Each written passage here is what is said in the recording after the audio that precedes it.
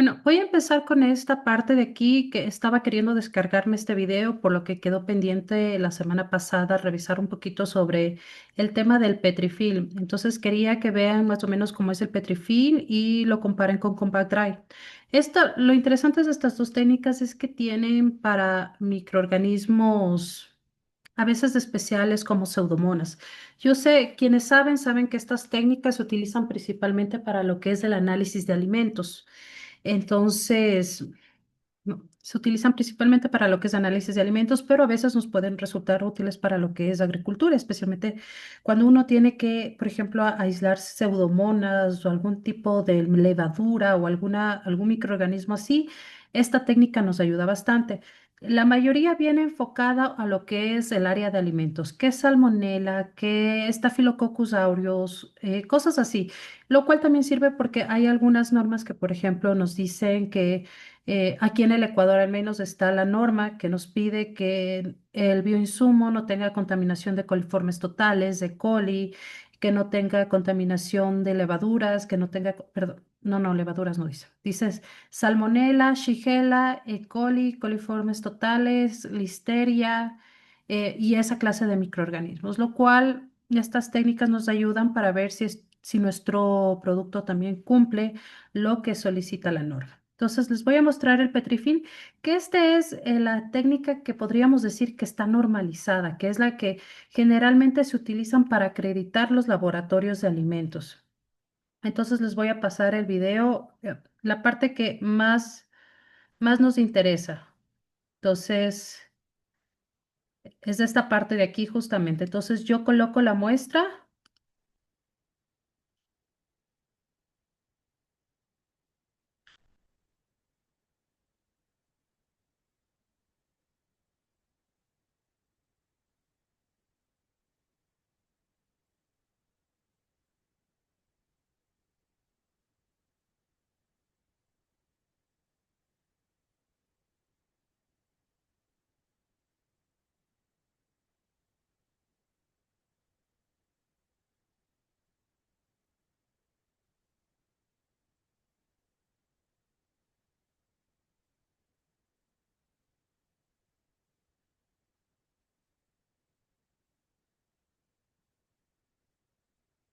Ok, una vez que se incuban estas láminas a la temperatura que nos dicen según el tipo de microorganismo, uno puede observar ya, por ejemplo, esta me parece que es de coliformes totales, si mal no me equivoco.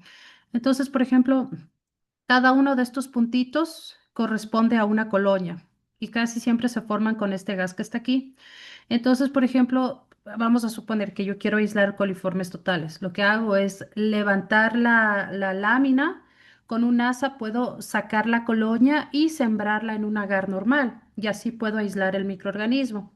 Como les digo, esto nos puede especialmente servir si es que yo tengo, por ejemplo, un bioinsumo y yo quiero aislar de ese bioinsumo las levaduras que están ahí, porque tiene algún tipo de levadura especial que a mí me sirve. Podría utilizar este tipo de metodología. Para pseudomonas lo mismo. Tengo un producto que está mezclado, vamos a suponer, pseudomonas con azospirillum y no sé, hay cualquier otro microorganismo. Entonces yo puedo usar el Compact Dry de pseudomonas que me va a dar una característica específica y le hago crecer en el Petrifilm y asimismo una vez que crece en el Petrifilm yo puedo aislar la pseudomona que está en este Petrifilm.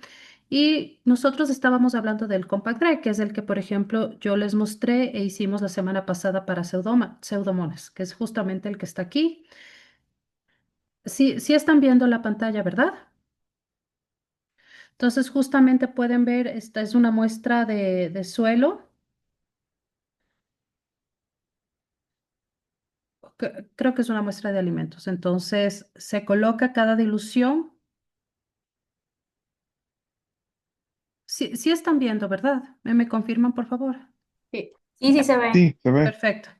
Ya, ven, se coloca cada dilución. Estas son pruebas rápidas y miren, luego, por ejemplo, tenemos E. coli, perdón. Ay, entonces, por ejemplo, ahí pudimos ver E. coli, perdóname.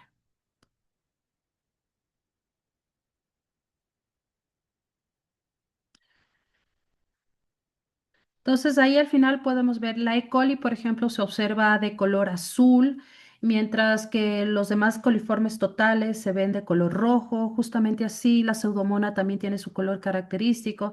Entonces nos sirve para aislar mohos, nos sirve para levaduras, por ejemplo, si es un bioinsumo de donde ustedes están aislando, pues nos ayuda para poder rescatar ciertos microorganismos, pues elimina el crecimiento de los otros microorganismos. Entonces, esa es la ventaja con Compact Dry. A mí más me gusta Compact Dry como que Petrifilm porque es más fácil de manejar. En el Petrifilm ustedes vieron que tienen que aplastar, no tiene que salirse el líquido de ese circulito. A veces es difícil lograr eso. Pero el Petrifilm generalmente es la técnica que más se utiliza, más que el Compact Dry. Entonces, haciendo una recapitulación, tenemos para poder aislar, tenemos varias técnicas como la siembra a profundidad, que igual esa es la ideal según normativas y estandarizadas. La siembra a profundidad o la siembra a superficie, que es una alternativa que no suelo yo recomendarla, ni tampoco las normas no la usan mucho. En el caso, tenemos esta que son pruebas rápidas, que puede ser Compact Dry o Petrifilm, que sirve para aislar rápidamente, de uso rápido, que esa es la ventaja. Ustedes no tienen que preparar medios de cultivo ni nada al respecto, y esa es la ventaja con estas dos. Ahora, otro método que se utiliza bastante, hay dos métodos más, que es el de filtración de membrana y la técnica de número más probable.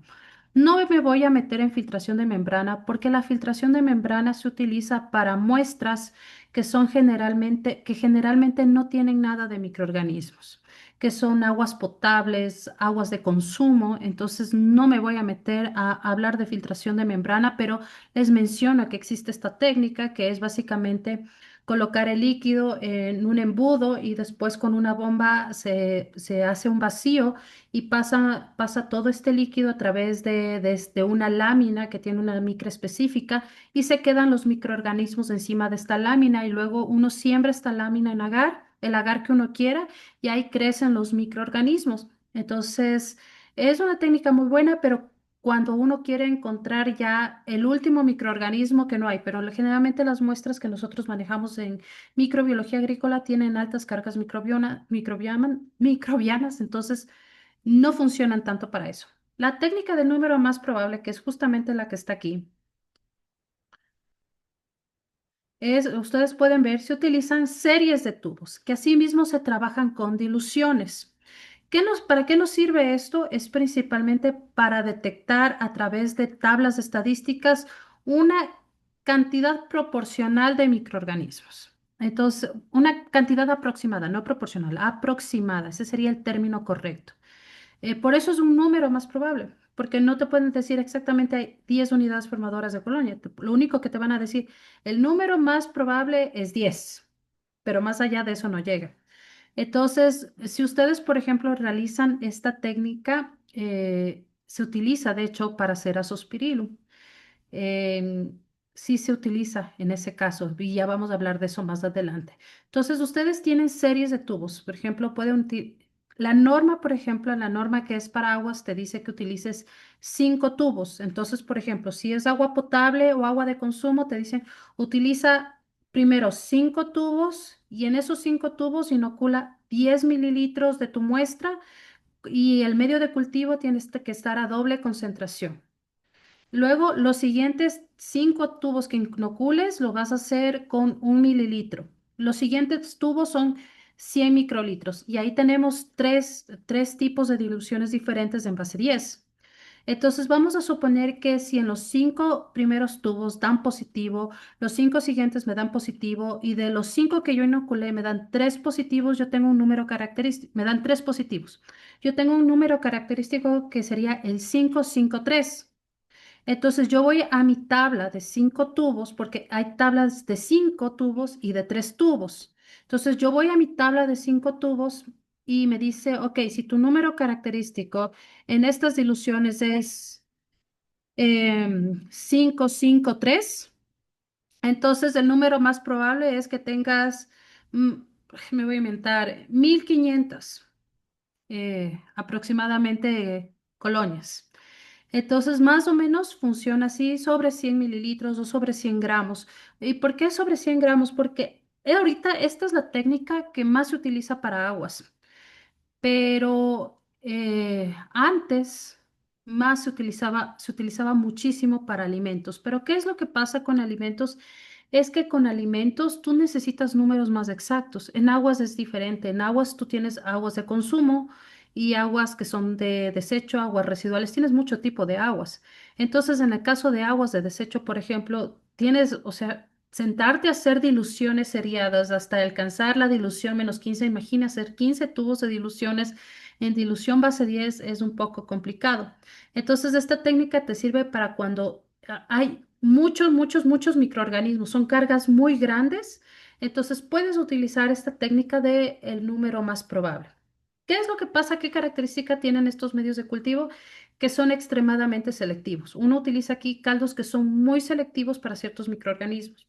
Entonces, por ejemplo, para E. coli hay un medio, es un caldo que se coloca, que elimina todos los demás microorganismos y lo único que permite es el crecimiento de coliformes totales. Y como la E. coli es una coliforme total, aparte viene con un indicador que le permite darle fluorescencia. Entonces, cuando uno coloca un reactivo en estos tubos, aparte de detectar coliformes totales, también me permite detectar E. coli. Ahora, ya vamos a hablar por qué se utiliza esto en este tema de esta clase de tubos en Azospirillum, porque es un tipo de, es como una técnica combinada. Y ya vamos a hablar de eso porque justamente es el caso de Azospirillum en el que ahorita le vamos a desarrollar para entender cómo se caracteriza a un microorganismo. No me voy a atender más en eso y vamos a entrar directo a lo que es medios de cultivo. La nutrición microbiana y medios de cultivo.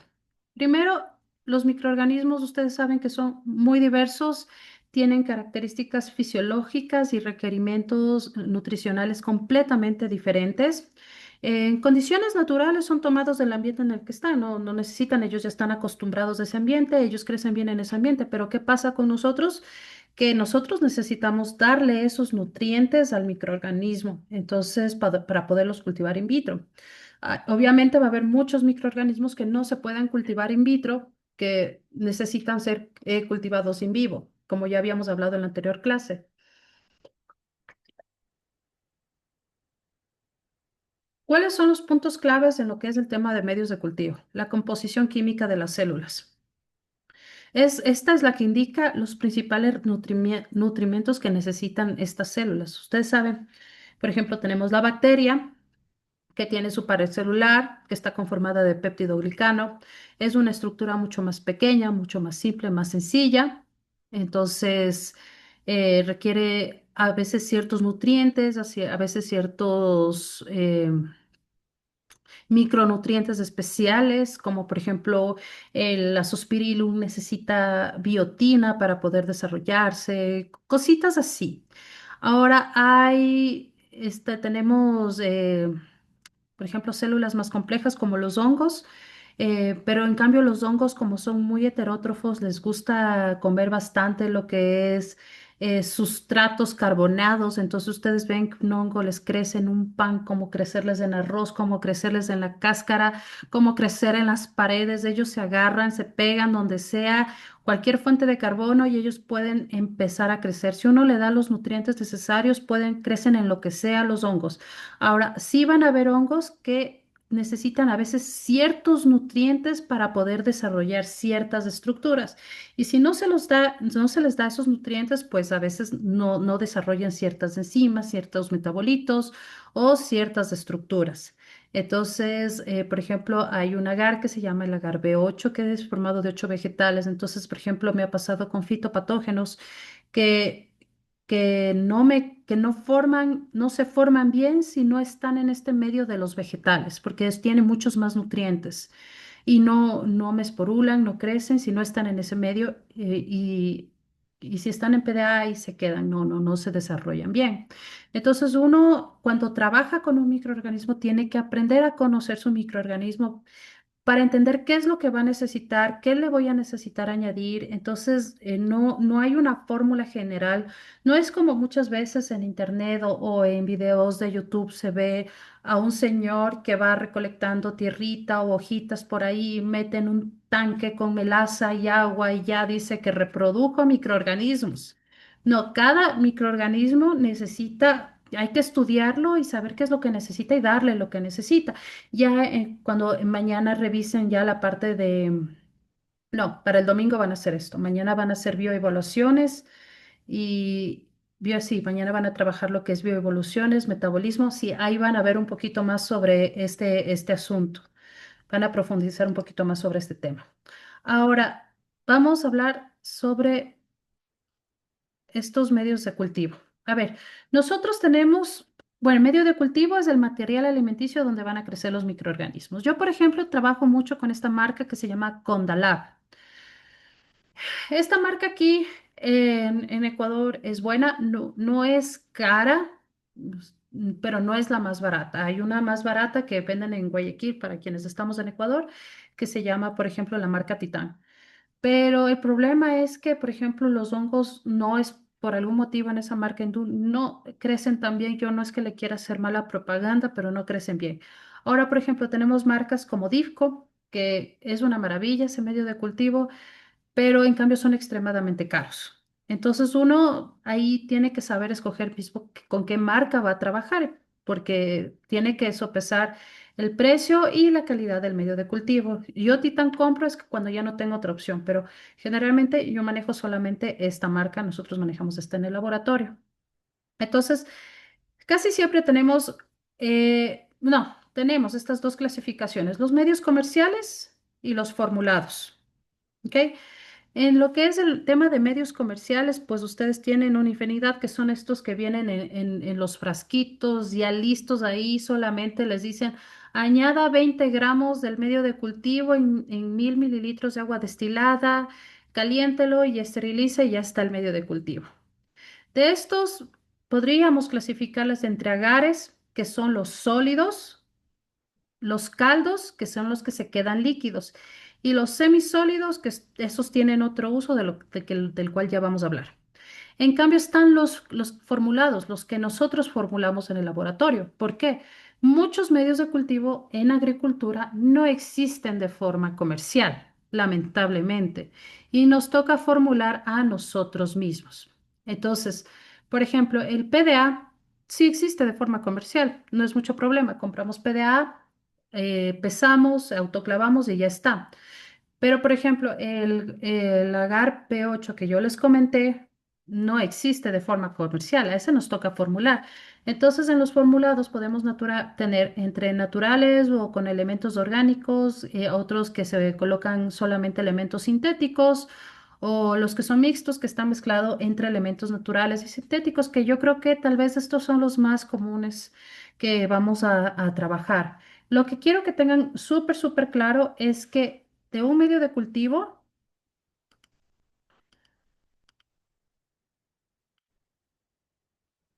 ya, de un medio de cultivo, ustedes tienen la versión sólida y la versión líquida. ¿Por qué les digo eso? Porque yo he visto muchas veces confusiones en que dicen, voy a comprar agar nutritivo y luego les venden caldo nutritivo. La persona que hace la venta no entiende muy bien de medios de cultivo tampoco y les terminan vendiendo caldo. Y es lo mismo, la diferencia es que tienen que entender que si ustedes leen que dice broth, perdón, se me fue. Si ustedes leen que dice broth en la,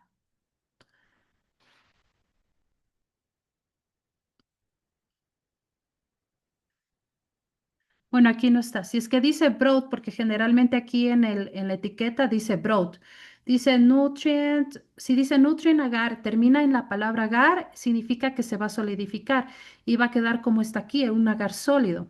¿Y cuál es la única diferencia? Es que contiene agar-agar.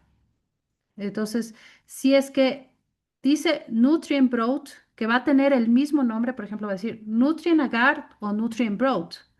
Entonces, si termina en la palabra road, va a ser caldo. Eso significa que no se va a solidificar nunca ese medio de cultivo.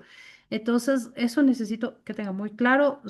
Hay medios de cultivo que son la misma composición química y la diferencia es que el uno se solidifica y el otro no se solidifica. Yo aquí les dejo una gráfica que hice eh, que sería un flujograma de cómo ir trabajando los medios de cultivo. Entonces, primero se pesa, este es un medio de cultivo comercial, ¿no?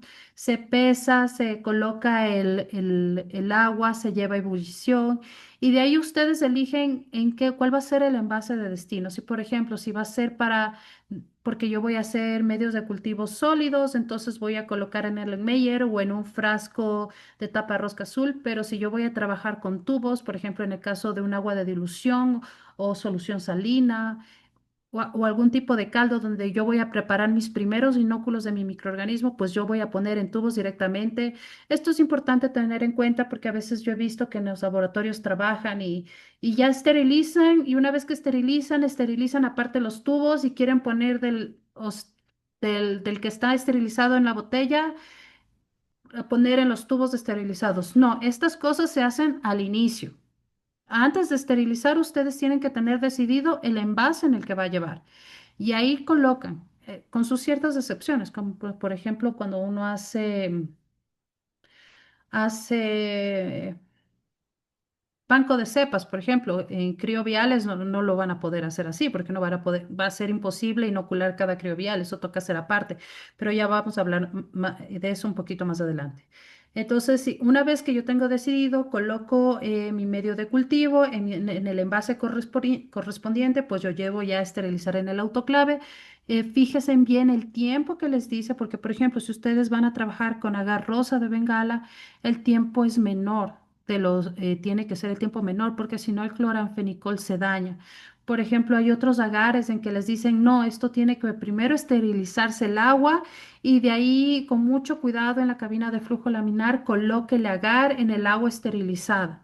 Y de ahí llévelo a la primera ebullición y ya no hay que esterilizarlo.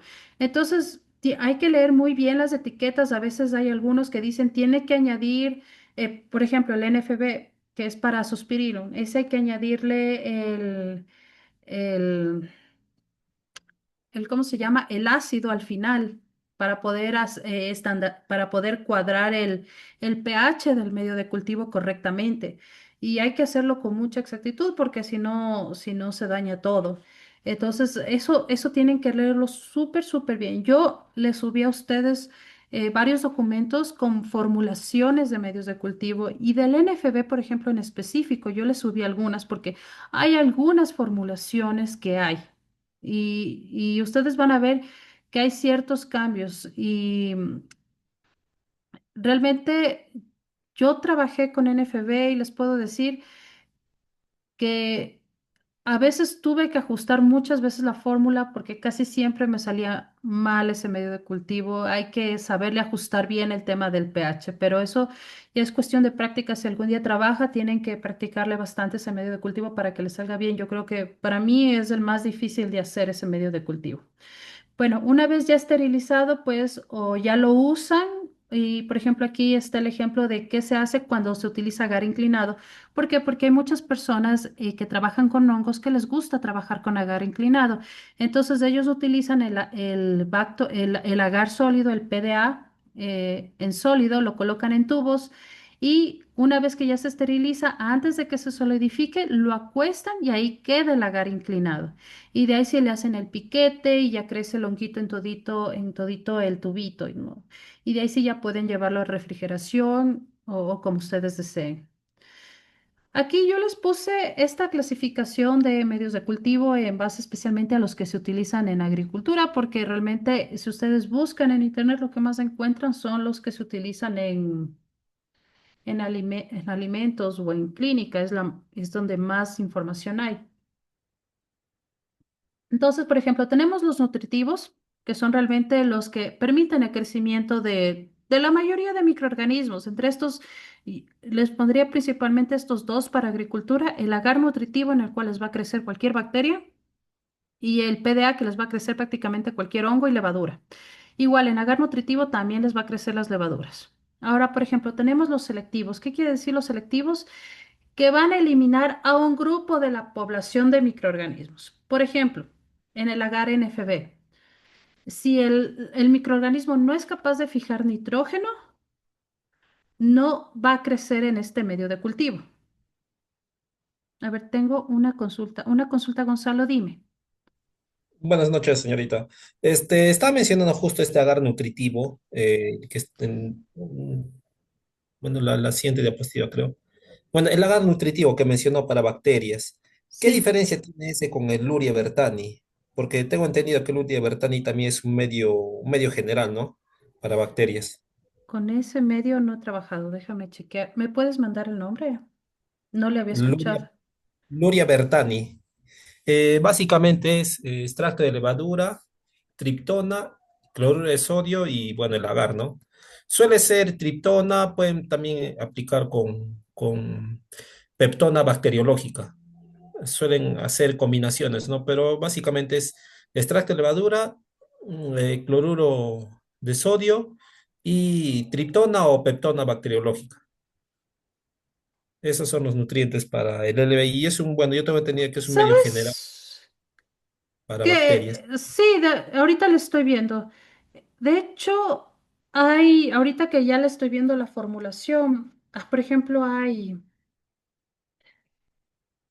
ver, hay una marca que utiliza esta misma formulación, me parece que es Condalab, que utiliza esta misma formulación y lo pone como agar nutritivo, porque yo he visto otros, porque este me dices que tiene extracto de levadura, ¿verdad?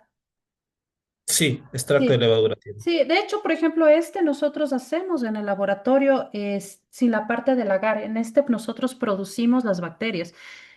Como subieron los precios de los caldos nutritivos, nosotros empezamos a usar extracto de levadura con cloruro de sodio y justo esta misma formulación para hacer el crecimiento de bacterias. Realmente, en la elección de este agar no, es que nuestras bacterias no son muy complicadas. Trabajamos mucho con bacillus, con bacterias que no son tan exigentes, a excepción de Zospirillum, porque esa sí es exigente. A esa, mientras más nutrientes tenga, es mejor dárselos. Pero, por ejemplo, el bacillus, que las pseudomonas, son bacterias así que no son muy exigentes, ellas te van a crecer en estos medios tranquilamente. Puedes usar el agar nutritivo normal o este agar que tú me mencionas, igual te va a crecer. Entonces, en eso no te compliques mucho el que te resulte a ti más fácil de conseguir. Porque no todos, yo estoy segura que si yo voy a buscar este Luria Bertani aquí con mis proveedores, me van a decir que no hay. El agar nutritivo, en cambio, se les hace más fácil entregarme. Ahora, por ejemplo, hay otro medio que se utiliza bastante, que es el TCA, que es bastante enriquecido ese. Pero yo personalmente no le veo tan necesario porque es más caro, sí está bien enriquecido, pero mis microorganismos me van a crecer igual en el uno o en el otro. Prefiero usar el medio que es un poquito más económico, igual me van a seguir creciendo. Entonces también tienes, por ejemplo, el PCA, que es para recuento. Ese es un poquito más restringido, ¿no? Se tiene menos cantidad de nutrientes. Entonces, por ejemplo, ese no me gusta usarle mucho, los que son para recuento específicamente.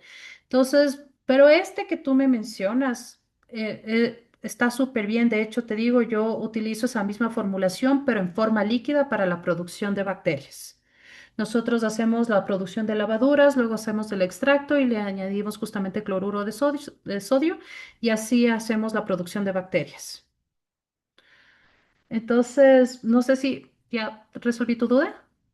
No, sí, sí, está bien, sí, me queda Ya, claro. Gracias, gracias, perfecto. señor. Ya, tenemos, por ejemplo, el agar, este agar rosa de Bengala es interesante, está dentro de los selectivos también. ¿Qué es lo que pasa con el rosa de Bengala? Que me elimina todas las bacterias. Y eso es una maravilla. ¿Por qué? Porque muchas veces el bacillus es un escapista y le gusta crecer en el agar PDA. Por eso, por ejemplo, cuando uno utiliza PDA es importante acidificarlo un poco al final. Yo más o menos utilizo 1 gramo por cada litro preparado de PDA al final, porque si ustedes ponen el ácido antes y lo esterilizan, se va a sobreacidificar. Y igual, antibióticos no pueden poner antes de la esterilización, porque si le ponen antes se daña el antibiótico. Entonces, eso sí, tomen en cuenta. Todo esto tienen que hacerlo en forma estéril al final. Entonces, si le acidifican el PDA, ayuda a controlar el tema de bacterias, pero a veces hay algunas escapistas que siguen creciendo en el PDA y uno los puede confundir con levaduras. Pero en cambio en el rosa de Bengala es un agar interesante porque como que inhibe un poco el crecimiento acelerado de los hongos, como yo les mostré la semana pasada, que por ejemplo el mucor creció en todita la caja, mientras que en el rosa de Bengala era como que se mantuvo ahí, no creció tanto y no deja que crezca las bacterias de forma, no deja que crezca bacterias. Entonces es un agar muy interesante para especialmente trabajar aislamientos. Entonces, este, como les digo, es selectivo, pero también tenemos diferenciales y muchas veces se combinan entre selectivos y diferenciales. Vamos a ver, este de acá es, creo que es uno de los más famosos. Este se utiliza principalmente en clínica humana. Quiero que tomen en cuenta que estamos mezclando cosas de clínica, estamos mezclando cosas de alimentos. ¿Por qué? Porque en agricultura no existe mucha técnica normalizada y nos toca ir tomando de las otras microbiologías y hacerla aplicable a lo que nosotros hacemos muchas veces. Entonces, como hacemos esto, toca hacerlo con mucho criterio, sí, muchísimo criterio, porque tomen en cuenta que esta es técnica de clínica humana. Entonces, por ejemplo, este medio se llama Agar McConkey. Es uno de los medios más utilizados. Entonces, miren, por ejemplo, en esta foto de aquí, que es la derecha superior, tenemos dos bacterias. Dos bacterias que están creciendo en el mismo agar. ¿Cuál es la diferencia? Por ejemplo, primero, este agar inhibe todo lo que es gran positivo. Miren, esta foto de aquí es de Staphylococcus aureus, no creció nada. Es decir, que Bacillus no me va a crecer aquí. Es decir, en este agar es un agar que me va a quitar todo lo que sea gran positivo. Va a eliminar, no va a permitir que crezca nada. Entonces, ya de hecho, si ustedes usan este agar, completamente me va a salir bacterias gram negativas. Les voy a dar un ejemplo. Vamos a suponer que tienen un bioinsumo que tienen mezclado Bacillus con Azospirillum o Azotobacter o Pseudomonas, por ejemplo. Y hagamos uno que sea Bacillus con Pseudomonas. Y ustedes quieren aislar la Pseudomonas de ahí, por ejemplo. Ustedes pueden usar este agar que está aquí. Lo siembran en este agar, el bacillus se va a eliminar completamente y lo único que va a crecer la pseudomona. Y no solo eso, es que les va a dar una característica más. Quiero que vean aquí que hay dos colores. Eso es lo que le hace selectivo. El hecho de que no crezca el gran positivo es lo que le hace selectivo. Cuando elimina un grupo de microorganismos y a ustedes solamente les deja un grupo específico de microorganismos. Entonces, y aquí nos hace diferencial. ¿Por qué nos hace diferencial? Porque aquí nos permite detectar a las que no fermentan lactosa, que son las que se quedan de color blanco, de las que fermentan lactosa. ¿Qué pasa con las que fermentan lactosa? Por ejemplo, en este caso, si es un bacilo, que yo sé que todas las que fermentan lactosas, que son bacilos, pertenecen al grupo de las enterobacterias. Enterobacterias era. Creo que si me equivoco, por favor me corrigen, porque esto es clínica y ya no me acuerdo tan bien. Entonces, las otras, eh, no, mentira, estoy equivocada, porque aquí tenemos salmonella y, no, bueno, Proteus, no, E. coli, Enterobacter y salmonela. Salmonela tampoco tiene fermentación de la lactosa. Espérame, tengo que acordarme bien esa parte de cuáles eran las que fermentaban lactosa y cuáles no. Deme un segundito.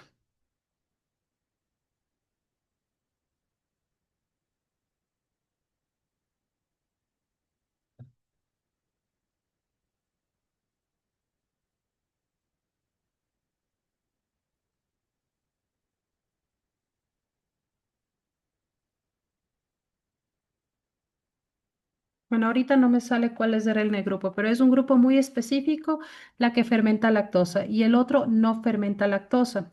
Entonces ya esta es una característica bioquímica que a mí me da este medio de cultivo, que yo ya puedo ir registrando. Digo, ok, tengo una cepa que es un bacilo que no fermenta lactosa. Entonces el siguiente paso que tal vez yo tengo que hacer es hacerle la oxidasa. Y así sucesivamente yo voy trabajando como una secuencia de análisis para detectar qué microorganismos del que tengo o si es que en verdad es el microorganismo que yo estoy buscando. Como yo les decía, si están sacando de un bioinsumo un producto que está a base de Azotobacter y Bacillus, y ustedes ya lo siembran y obtienen crecimiento en la agar conqui, comprueban que es un Bacillus gram negativo, no fermentador, entonces con eso ustedes ya pueden asumir que ese bacilo que está ahí es muy probable que sea Sotobacter sin llevar a más ensayos. Pero ya vamos a ver un poquito más adelante que no siempre nos funciona porque muchas veces ese bioinsumo puede estar contaminado. No nos sirve para muestras de suelo porque las muestras de suelo tienen una gran cantidad de bacilos gram negativos. Entonces, este es un ejemplo que les digo, se utiliza en clínica especialmente para el tema de salud humana porque ahí salen las bacterias mucho más puras. Entonces es más fácil poder detectar esto. También se utiliza muchísimo en alimentos para detectar entre salmonela, enterobacter y toda esta clase de microorganismos. En agricultura no la usamos mucho porque nosotros tenemos gran carga de microorganismos, tenemos muchos bacilos y no nos va a dar mucha información. Pero si hubiera un caso ese como el que les menciono, funcionaría. Pero este es un ejemplo perfecto de cómo funcionan los medios que son selectivos y diferenciales. Ay, ¿por qué siempre me pasa eso? Ahora sí, vamos a ir a un caso práctico. Ah, las aguas de dilución, antes de que me olvide. Cuando ustedes trabajen con microorganismos, es muy importante que si van a trabajar haciendo diluciones o lo que sea, por favor, no trabajen con agua destilada. El agua destilada es un agua que le quitaron todos los iones y el problema es que va a dañar las estructuras celulares. Necesitan trabajar con aguas de dilución. Las aguas de dilución hay muchas. Yo aquí les puse tres ejemplos. El cloruro de sodio. ¿Por qué yo les pongo el cloruro de sodio? Porque es la más económica. Esta funciona bastante bien y la usamos muchísimo en la parte agrícola. Y es simplemente cloruro de sodio grado reactivo al 0,85%. Con eso funciona, yo puedo hacer diluciones, puedo mantener mis microorganismos bien, no se me van a dañar y todo funciona bien. Y es lo más económico porque un frasco de 20, de 500 gramos cuesta $20. Ahora, el agua de peptona se utiliza para lo que es alimentos. Se utiliza muchísimo para lo que es alimentos y el agua de peptona buferada se utiliza especialmente para lo que es microorganismos que necesitan ser recuperados tal vez de un ambiente un poquito más complejo. Estas dos se utilizan principalmente para lo que es alimentos. Hay laboratorios que se utilizan solamente agua de peptona normal, pero el agua de peptona buferada es mucho, mucho más costosa justamente por el tema de buffer, de que mantiene el pH mientras se está trabajando. Entonces, eso es lo bueno del agua buferada. Pero yo realmente les recomiendo que con la de cloruro de sodio 0,85% ustedes ya pueden trabajar tranquilamente todo y es lo más económico que hay. Tenemos otra duda. Ah, ya me dieron viendo, Gonzalo. Dice lactosa positiva. E. coli, sí, justamente, pero tienen un nombre. Estaba tratando de acordarme. Es un nombre específico.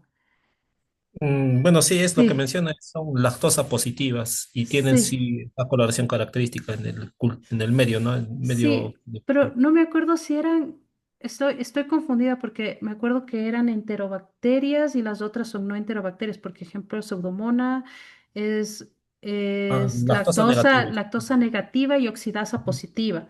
Entonces, en ujú. eso, en eso creo que es no enterobacterias son lactosa negativa y las enterobacterias son lactosa positiva. Creo que así es. Sí, Mm, si mal no recuerdo, que ya no estoy mucho en esto, ya no me acuerdo mucho, pero ya voy a revisar bien. Pero muchas gracias por la información. yo. Ahora sí, el agar nutritivo. Miren, por ejemplo, aquí está justamente esta es una composición de agar nutritivo. Quiero que vean. Miren, esta no me acuerdo de qué marca es, pero miren, este tiene pluripeptona, tiene extracto de carne, tiene cloruro de sodio y el agar. Esta sirve para que crezca cualquier bacteria. Esta me parece que es justo de la marca Condalab. Pero asimismo hay otro que es el caldo nutritivo, que miren, tiene otro tipo de concentración, tiene la pluripeptona y el extracto de carne y ya no tiene cloruro de sodio. Entonces, dependiendo de la marca, van variando las composiciones, así sea agar nutritivo. Ustedes van a ver que hay diferentes marcas que dicen agar nutritivo y cambia la concentración y los ingredientes que tiene. Entonces, justamente hay uno que yo utilizo que, este es el que nosotros usamos en el laboratorio, que es de la pluripeptona, extracto de carne y cloruro de sodio. Cuando nosotros hacemos la formulación que a nosotros nos toca formular, utilizamos estas mismas proporciones, pero con extracto, es que tengo otro que es el extracto de levadura. Bueno, esto ya les ha de dar Jordi, porque nosotros utilizamos justamente la formulación de otra marca, que es extracto de levadura con cloruro de sodio. Antes hacíamos esta del extracto de carne, pero obtener el extracto de carne es un poco complicada. Ahora, aquí lo interesante que quiero que noten es que, por ejemplo, yo puedo hacer esta de agar nutritivo y quiero que vean aquí el tipo de colonias que yo tengo. Yo solo tengo un tipo de colonias. ¿Por qué pasa esto? Toditas estas son el género Bacillus. Porque a veces, si yo quiero aislar un microorganismo, puedo hacer previamente un aislamiento mecánico. Bacillus es una bacteria que tiene la capacidad de formar endosporas, es decir, que cuando llegan, está en una situación complicada la bacteria, se agarra, se forma su endospora y se queda ahí en estado latente y sobrevive a las altas temperaturas. Entonces, ustedes pueden hacer la prueba, si ustedes quieren, en esta semana, en estos días, el día de hoy para mañana, de mañana para pasado mañana. En un tubito de ensayo coloquen el agua, el agua, la solución salina que pueden comprar en la farmacia, en un tubito de ensayo lo esterilizan, colocan un gramito de suelo, colocan unos 9 mililitros de la solución salina y lo llevan a baño María por 15 minutos a 90 grados. Por 15, más bien 12 minutos, unos 12 minutos. Y ustedes eso después cogen y siembran sobre el agar y les va a crecer solo colonias de bacilos. Porque la única bacteria que es capaz de sobrevivir a estas condiciones, a esa temperatura, por ese tiempo y tiene esa capacidad de formar endosporas y que además es aerobio, es del género Bacillus. Hay otro más, que es Clostridium, pero el Clostridium es anaerobio, entonces no les va a crecer no les va a crecer así de fácil. Necesitan una cámara de anaerobiosis para que les crezca Clostridium. Entonces, yo puedo utilizar este método mecánico para aislar el género Bacillus de cualquier muestra, ya sea otro bioinsumo, ya sea una muestra de suelo, ya sea de donde sea.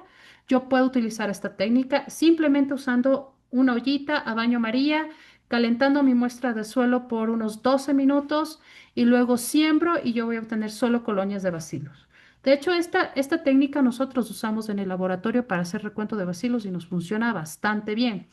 Pero ya les voy a mostrar otra alternativa que hay que es muy interesante, que es la de los medios selectivos y diferenciales que ahora hay para bacilos. También tenemos en el laboratorio, también usamos, pero eso usamos específicamente para bioinsumos que vienen mezclados a diferentes tipos de bacilos. Esa les voy a mostrar al final. Aquí está el caldo nutritivo. Como yo les dije, el caldo nutritivo nos sirve para producir bacterias. Si ustedes tienen, para hacer los inóculos, también para hacer los inóculos, yo siempre recomiendo que los primeros inóculos que se trabajen lo hagan en caldo nutritivo para después pasar a los medios formulados. Denme un segundito. Ya, a ver, entonces. El caldo nutritivo pueden utilizarlo para inóculos, realmente no es caro. Nosotros hemos hecho ensayos de validación hasta la mitad, es decir, hasta 4 gramos por litro nos crecen bien las bacterias, porque lo normal es utilizar 8 gramos por litro. Nosotros hemos trabajado hasta 4 gramos por litro y funciona bastante bien. Actualmente tenemos un proveedor que nos vende como a $40 los 500 gramos de caldo nutritivo porque subieron a $90 el año pasado. Y ahí fue cuando empezamos a elaborar nuestros propios caldos formular nuestros propios caldos nutritivos. Entonces, uno siempre tiene que ser recursivo. Pero ahora, por ejemplo, están empezando a llegar unos nuevos caldos nutritivos de la marca y media que están vendiendo en $40 los 500 gramos y realmente nos resulta muchísimo más conveniente porque usamos a 4 gramos por litro. Los recuentos son bastante buenos, obtenemos recuentos de 1 por 10 a la 10, 1 por 10 a la 11, entonces nos funciona muy bien el caldo nutritivo para la producción de microorganismos y nosotros solo usamos este ya en la producción. A veces, en ciertas ocasiones, cuando son microorganismos que sabemos que son un poquito más difíciles, le añadimos el extracto de levadura y el cloruro de sodio para complementarle. Pero normalmente solo con el caldo de nutritivo 4 gramos nos sirve bastante bien. Todo esto de las formulaciones, igual con Jordi van a poder conversar un poquito más extendido el día domingo. Entonces, una vez que tienen las bacterias, pues tienen que aislarlas y tienen que aislarlas de esta forma, ¿no? Tienen que hacer el estriamiento. Verán, hay bacterias que ustedes en 24 horas van a tener crecimiento, otras en 48, otras 72, más o menos entre 30 a 37 grados es lo que se van a mover las bacterias, la tapa siempre hacia abajo, no hacia arriba. Y, pero asimismo hay bacterias como, por ejemplo, actinomicetos, lactobacillus, azospirillum, que ustedes para tener un crecimiento se van a demorar más o menos una semana y media a 2 semanas, puede llegar a ser. Si se demoran una semana, entre 1 a 2 semanas, se demoran bastante en crecer. No se asusten, estas tienen una velocidad de crecimiento mucho más baja que las otras bacterias. De que les crecen, pero ténganles paciencia. Eso les digo, es súper importante, tanto en el medio líquido como en el medio sólido. Esta es la técnica de aislamiento, la de estriamiento para bacterias. Aquí tengo un videíto que les voy a pasar.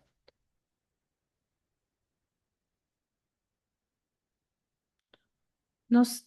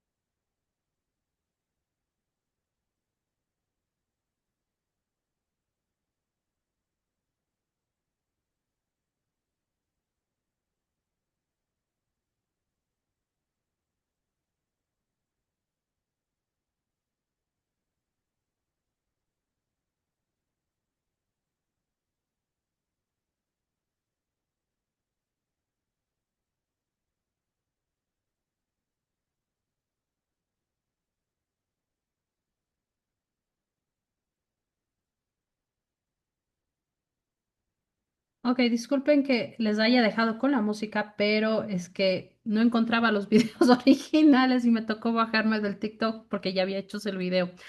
Pero está explicado ahí y yo quería que se fijen que, por ejemplo, después de cada estriamiento, yo llevo a flamear el asa de siembra. Porque ahí es cuando yo reduzco la cantidad de bacterias y voy a poder tener las colonias aisladas. No sé si con respecto a esto tengan alguna duda.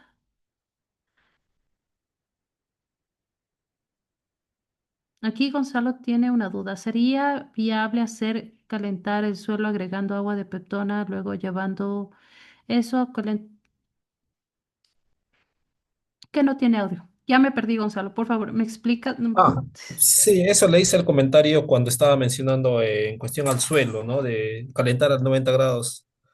Si se podía agregar agua peptonada al suelo, calentar a 90 grados en baño María y después hacer la siembra de eso.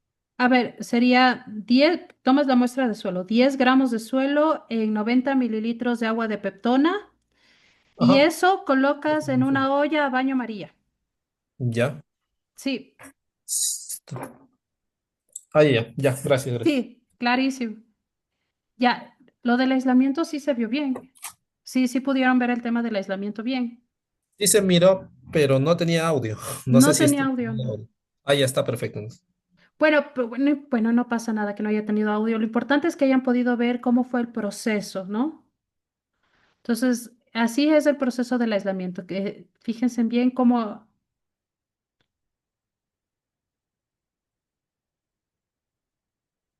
Entonces, se toma la colonia.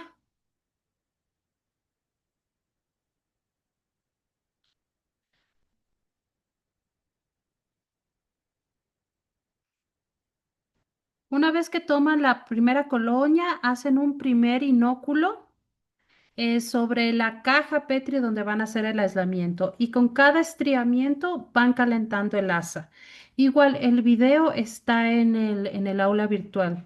O no sé si hayan tenido tiempo de revisarla, pero ahí está justamente esa parte. Entonces, bueno, ahorita que ya tenemos, tenemos un poquito más claro sobre el tema de medios de cultivo selectivos y diferenciales y todo eso, vamos a hablar ya de medios de cultivo un poquito más específicos. Estos medios de cultivo son difíciles de conseguir de forma comercial, la mayoría les va a tocar formular. Entonces, por ejemplo, vamos a hacer este análisis de caso que es justamente ¿cómo se llama? El del NFB, el de azospirilo, ¿ya? Este medio es libre de nitrógeno. Vamos a empezar por ahí, ¿sí? Para ustedes poderlos formular, pues ustedes vean todo eso que tienen que tener ácido málico, fosfato dipotásico, sulfato ferroso, molibdato, sulfato de magnesio, de manganeso, cloruro de sodio, azul de bromotimol, que ese es importantísimo porque ese es el que le da la coloración. Vean de qué color es el medio de cultivo, es como azulito, ¿no? Entonces, la biotina creo que fue lo más difícil para mí conseguir cuando hacía este medio de cultivo. El agar son más o menos 15 gramos. Yo les recomiendo a veces poner 20 gramos porque los agares son... Acuerden que el agar que tienen que comprar, cuando ustedes formulan medios de cultivo, tienen que comprar el agar. Tiene que ser pacto agar, agar bacteriológico, porque a veces les venden otra clase de agares como los agares de comida y esos no funcionan bien, ¿sí? Tiene que ser agar bacteriológico, son un poquito caros, pero eso sí les va a solidificar bien el medio de cultivo. Entonces, estos sí tienen que utilizar agua destilada. Yo sé que las otras veces les dije, no es tan importante el agua destilada, pero para este, el agua destilada es fundamental. Ya. Y al final, ustedes esterilizan todo lo que tienen ahí y al final ustedes tienen que añadir hidróxido de potasio. Aquí en Ecuador podría ser un poco complicado, por ejemplo, conseguir hidróxido de potasio porque es regulado por por el tema de las drogas. No sé, yo no sé mucho de drogas, pero el punto es que no es tan fácil conseguir el hidróxido de potasio. Ese es un poquito complicado, pero si lo logran conseguir, con ese se regula el hidróxido de potasio. Entonces, ahí sí hay que disolverle muy bien y tiene que ser exacto, tiene que ser con una balanza analítica. Yo les recomiendo que si lo formulan alguna vez, lo manden a hacer en un laboratorio químico, que les pidan, ¿saben qué? Ayúdeme vendiendo 1 litro de hidróxido de potasio con esta formulación que ellos van a tener el cuidado de hacer milimétricamente, cada gotita cuenta. Una gotita mal puesta se les daña todo el medio de cultivo y todo el esfuerzo que hicieron se les va a la basura. Entonces, este es un medio de cultivo muy exigente, ¿sí? Entonces, ¿qué pasa con con este proceso de aislamiento? Por eso les digo, cuando ustedes quieran trabajar, ahorita solo estamos hablando de bacterias, ¿no? Cuando ustedes quieren trabajar en aislar un microorganismo en específico, tienen que conocerle muy bien a su bacteria. Entonces, por ejemplo, si yo quiero trabajar con Azospirillum, tengo que conocerla. ¿Qué necesita? Miren, necesita todo eso. No es como el Bacillus, que al Bacillus yo le meto en cualquier cosa y ya está solucionado. Pero Azospirillum es una bacteria que a la que sí le tengo que conocer. Entonces, ¿qué se hace primero? Primero se toman las muestras de suelo o a veces se toman muestras de raíces y se colocan en estos tubos como los que ustedes ven aquí, ¿no? Y como es microaerofílica, ¿qué quiere decir microaerofílica? Que, que que no es 100%, no necesita 100% oxígeno, pero tampoco es anaerobio, ¿ok? Entonces, generalmente esta bacteria forma esta nube que está aquí, que ustedes ven aquí, una vez que se inocula en el suelo, en el agar NFB. Entonces, ¿qué hago? Yo tengo que tratar de tomar unos 100 microlitros de esta nubecita que tengo aquí y luego pasarla, no sé, y luego pasarla al agar sólido. Y de aquí de aquí la puedo ir trabajando. Entonces, si yo tengo colonias así, que justamente tienen este color, ¿por qué pasa eso? Este es el cambio del pH que da el azul de bromotimol. Este cambia de color debido a la acidez o la alcalinidad del medio. En este caso, como por ejemplo Azospirillum, está utilizando el ácido málico como fuente de carbono. Entonces, el azospirillum crece, va a metabolizar el ácido málico, va a producir ácidos orgánicos, lo que va a llevar a esta disminución del pH y obviamente va a haber un cambio del color del indicador de verde y amarillo. Veamos lo del azul de bromotimol. No sé de dónde salieron esas manchas azules, no sé cómo quitarles. Bueno, aquí está ustedes pueden ver aquí el el azul de bromotimol. Estos son los pHs que tiene. Cuando está muy, muy, muy azul, ya se les pasó. Tiene que estar más o menos en este color. Este sería el color perfecto del medio de cultivo. Por ejemplo, a veces sí se lo usa aquí en 7.4. Yo sí he visto en algunos laboratorios que lo usan en este pH, pero ya sí, así ya está bien pasado. Lo ideal sería más o menos este pH sería el ideal, que en este colorcito como verdecito, más bien acá, por aquí tiene que estar el color inicial. Entonces, como va usando los ácidos del azospirillum, donde está la colonia, tiene que ir haciéndose a estos colores que están acá a este color amarillo, bueno, mientras más amarillo mejor, pero más o menos aquí, en este pH 6.7, 6.4. Entonces, este medio de cultivo, aparte de ser selectivo porque no tiene nitrógeno, recuerden que aquí solo van a crecer bacterias que tengan capacidad de fijar nitrógeno. ¿Sí? A veces pueden irse otras bacterias que también son fijadoras de nitrógeno libre. ¿Qué me refiero con libre? Que son diazotrofas, que no son como Rhizobium, porque Rhizobium, por ejemplo, es una bacteria que necesita estar en simbiosis para formar nitrógeno, pero hay bacterias, por ejemplo, hay algunos Bacillus, hay algunos Clostridium, que tienen esta capacidad de fijar nitrógeno de forma libre, se llaman bacterias diazotrofas. Entonces, puede ser que me crezcan otras diazotrofas también en este medio NFB, no solamente el Azospirillum. Y entonces, a mí lo que me permite diferenciar al Azospirillum es justamente la formación de este pH de estas colonias. Entonces, vamos a ver aquí, miren, yo aquí tengo las colonias, ¿no? Este es el medio ideal para el Azospirillum, pero ¿cuál es el problema? Que no muchas veces se utiliza este medio de cultivo justamente por eso, porque puede ser complicado. Entonces, por ejemplo, aquí, a ver, yo he usado este también. Hicimos un trabajo con Azospirillum hace pues, hice un par de años. Bueno, estas fotos no son de eso, porque la verdad las fotos se me perdieron de esa época. Pero, por ejemplo, este es un agar que es a base de rojo Congo.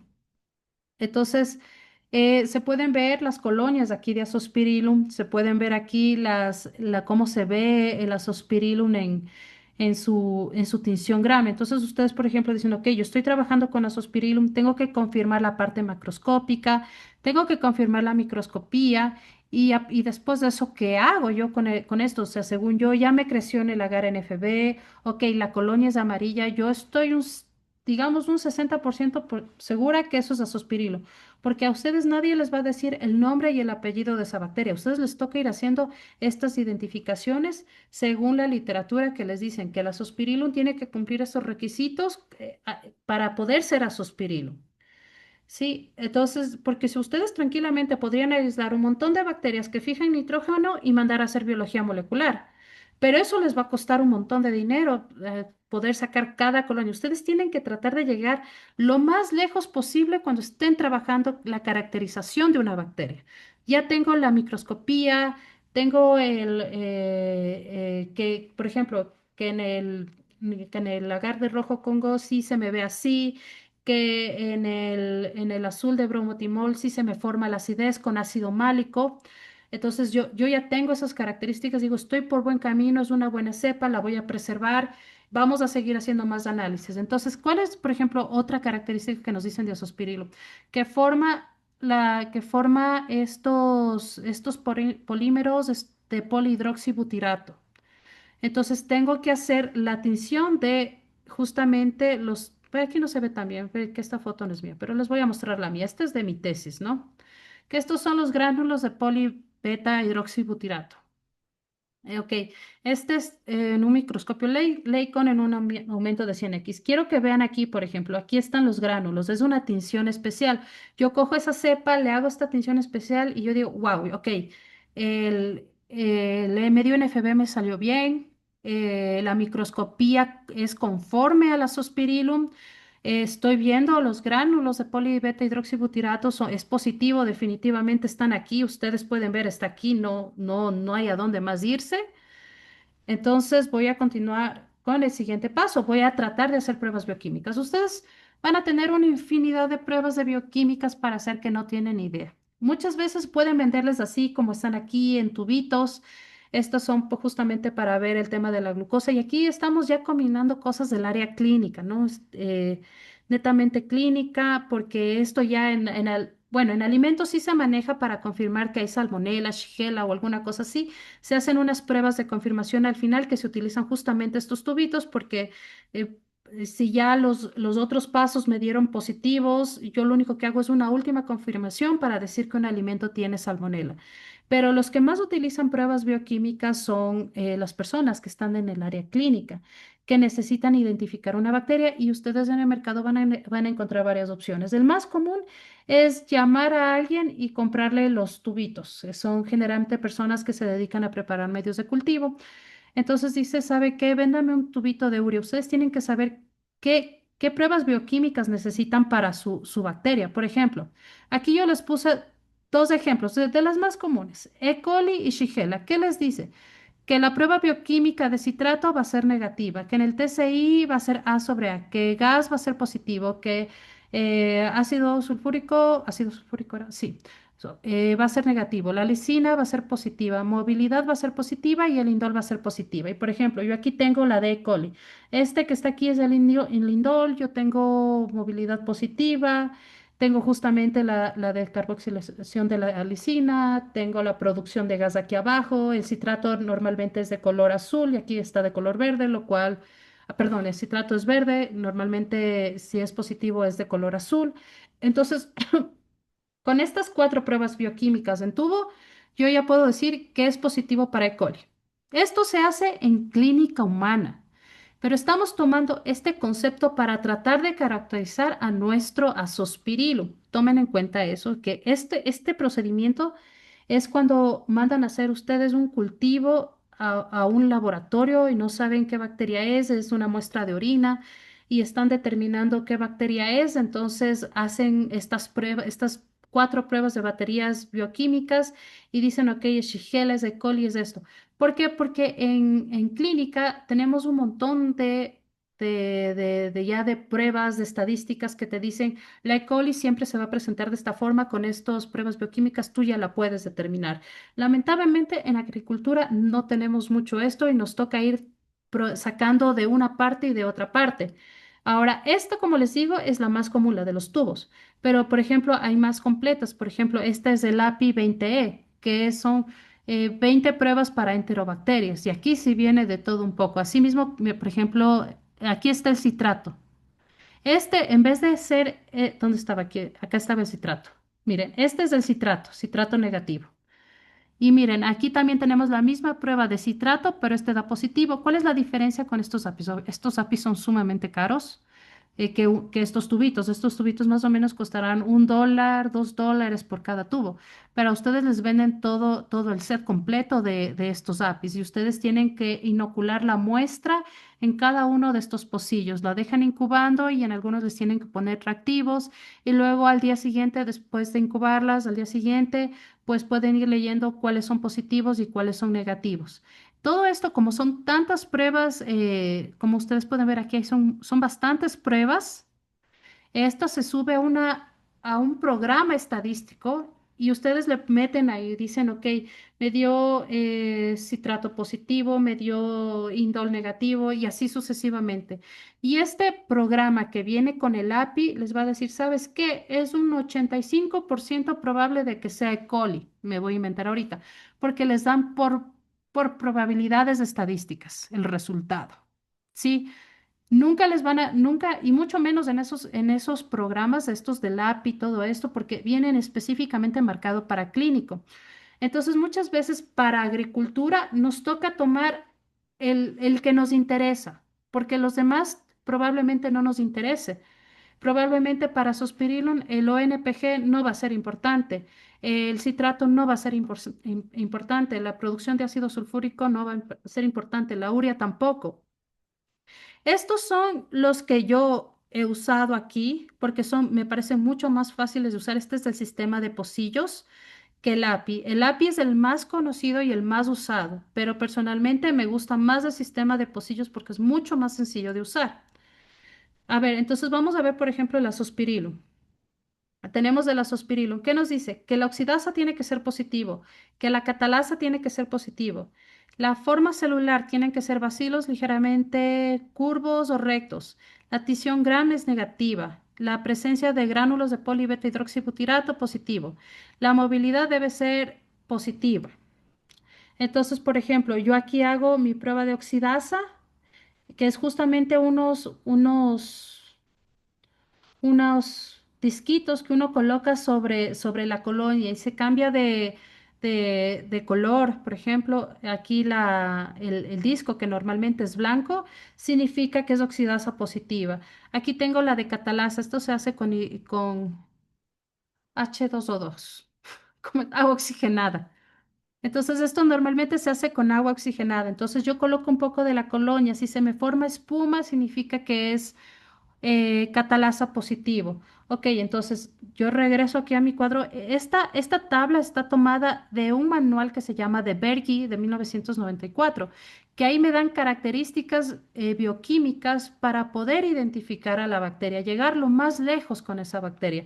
Entonces, si yo cumplo ya con estos parámetros, yo puedo decir, ok, es muy probable que esta sea Sospirillum, ahora sí voy a mandar a hacer biología molecular. Pero yo por si acaso, por ejemplo, me mandé estas baterías de pruebas bioquímicas que son para entero y no enterobacterias. Me mandé las dos. Me cogí, me mandé toditas las pruebas bioquímicas que pude para tratar de comparar y estar segura que esa bacteria que yo voy a mandar a hacer molecular sí es Azospirillum. Entonces, justamente mandé a hacer todo esto y a la final sí, sí fue definitivo. Con los gránulos de polibeta hidroxibutirato ya era confirmado que era Sospirillum, la verdad, pero se puede complementar con otras pruebas. Entonces, aquí tenemos, por ejemplo, los resultados de todas las pruebas bioquímicas que yo hice, ¿no? Entonces, aquí están toditas las pruebas bioquímicas, todo lo que salió, todos los ensayos que le hice antes de confirmar de que sí realmente era Sospirillum. Yo les voy a ser honesta, en esa época no había mucha biología molecular, de hecho no había laboratorios de biología molecular, creo que todavía aquí y todavía eran los precios muy, muy costosos para poder hacer biología molecular. Les estoy hablando, esto es del 2012, ¿no? Son, ¿qué? 12 años, 12, 13 años, 13 años. Entonces, aún no había mucho biología molecular. Entonces, con nosotros, personalmente, ya con los gránulos de polibeta y las demás pruebas ya que dieron, confirmaron que era Sospirillum, nos quedamos. Ahora, que tratábamos de acercarnos a qué especie pertenecía la Sospirillum. Entonces, ¿qué pasó? Hice, utilicé otro programa estadístico al cual le cargué la estadística de los Azospirillum. Y en ese programa, que ahorita si me preguntan no me acuerdo, utilizando una prueba de 50 carbohidratos que se utilizan normalmente para Bacillus, más el que es el API que es para no enterobacterias de forma aerobia, pudimos cargar y nos dio, la verdad es que no nos dio un resultado, no nos dio una especie, es decir, sí es 100% esta especie. No, el que más se acercó, que fue, creo que fue un 80%, fue justamente este Azospirillum rhodoberenaire. Le dejamos así, pero a la final no pudimos llegar a la especie final y le dejamos como Azospirillum especies. Ahora, claro, ya. ya es más fácil, ¿no? Es como antes en esa época. Ahora ya, si yo tengo ya esa cepa de Azospirillum, lo cual ya hemos tenido en el laboratorio, que nos mandan a comprobar si es que lo que les están vendiendo es Azospirillum, ya la aislamos rápido en un medio de cultivo, ya vemos las características morfológicas, enviamos inmediatamente a biología molecular y en un mes tenemos ya los resultados y nos cuesta $40, es diferente.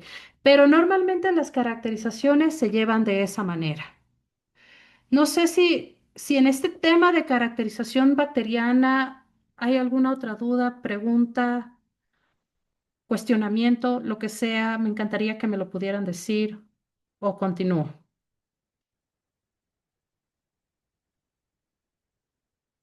No, ok, voy a continuar.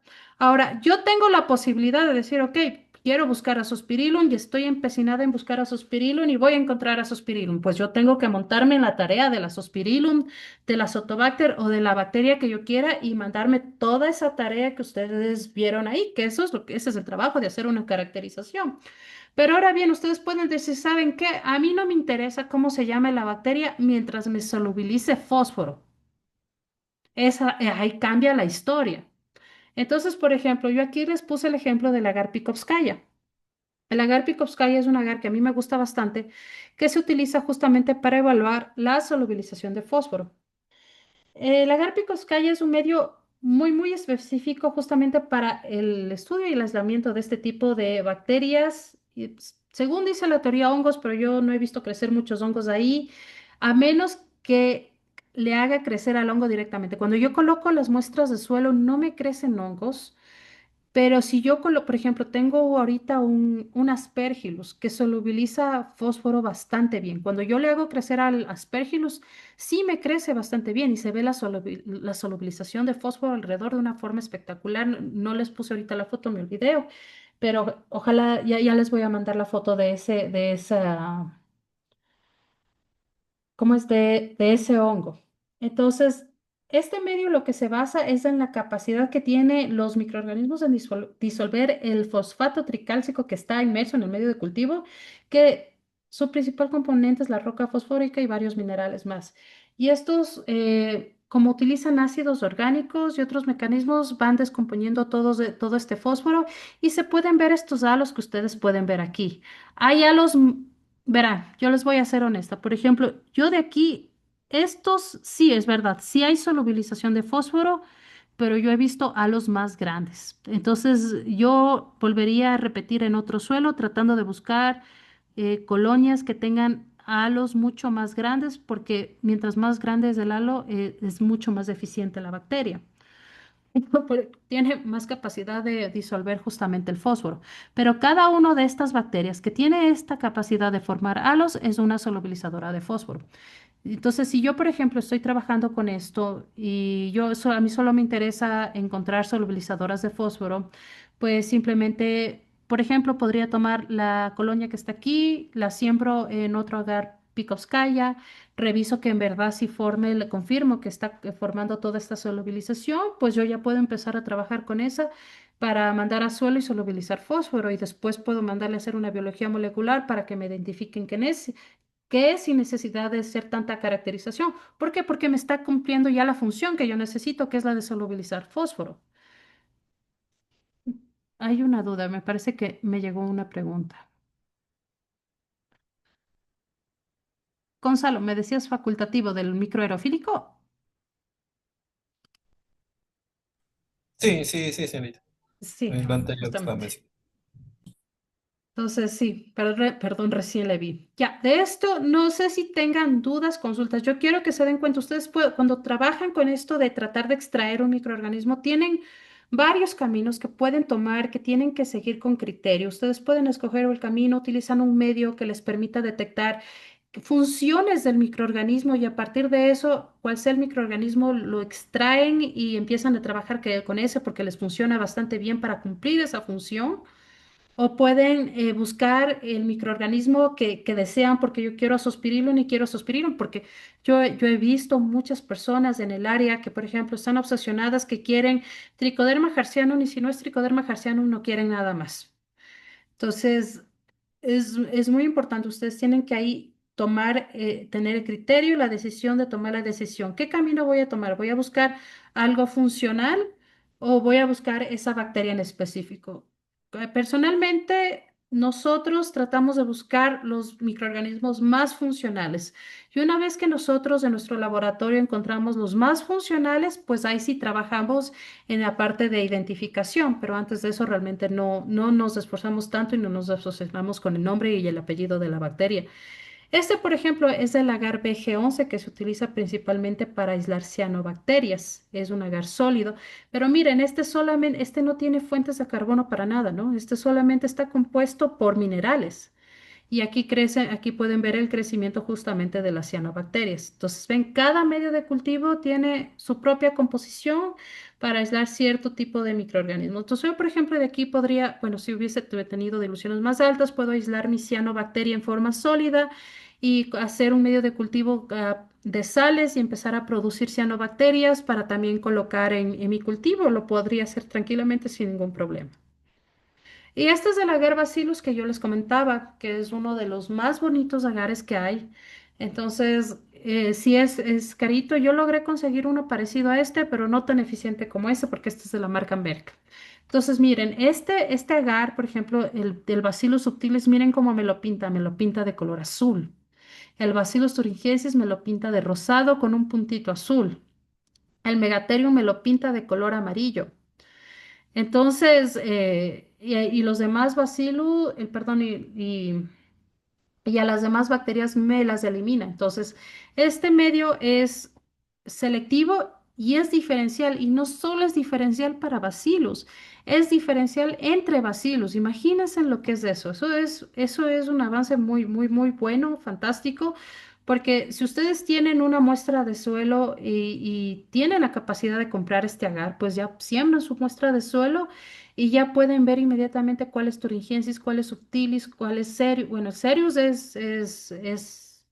es patógeno, ¿no?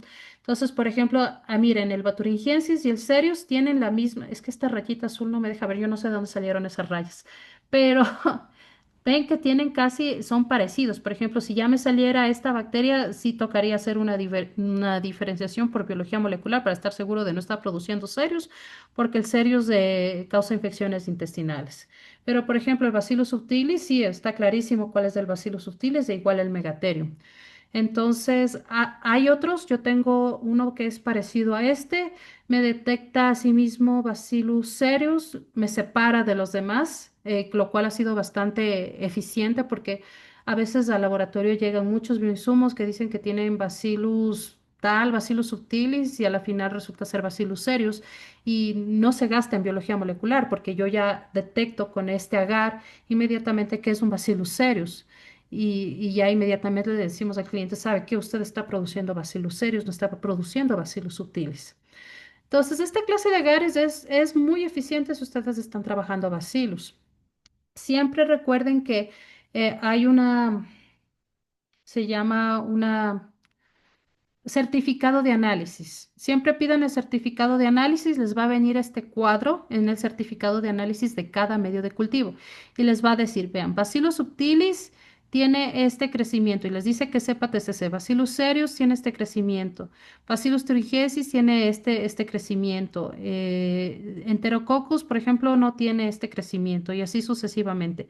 Y miren, parece que aquí le están añadiendo algo más. Le están diciendo, miren, aquí le están añadiendo polimixina B como suplemento para el crecimiento. Y cuando no le adicionan polimixina B, ya, cuando no le adicionan polimixina B, tenemos el desarrollo de todos estos.